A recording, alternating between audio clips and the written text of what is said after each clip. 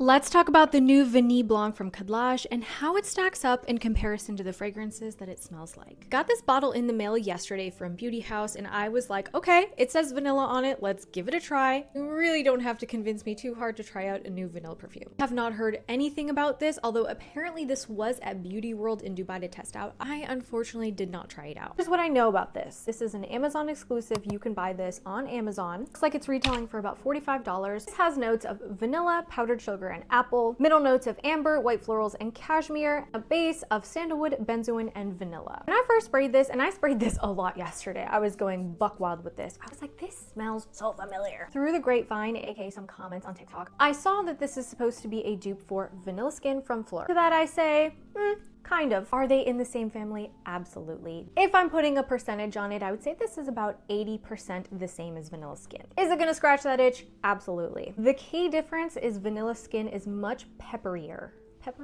Much more peppery.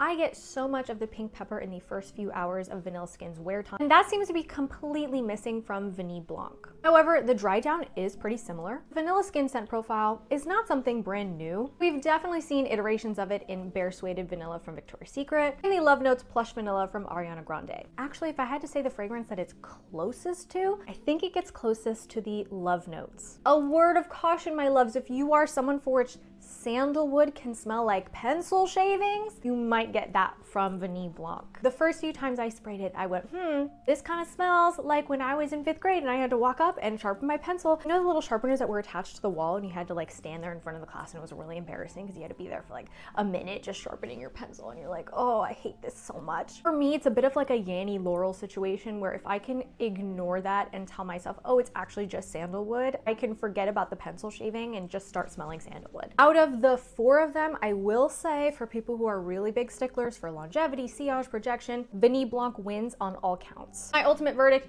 if you are a fan of one of these 3 fragrances and you want something a little bit stronger, even something to layer and add a little bit more complexity, Vanille Blanc is going to be for you. On its own, I just really like this. I'd give this a 9 out of 10.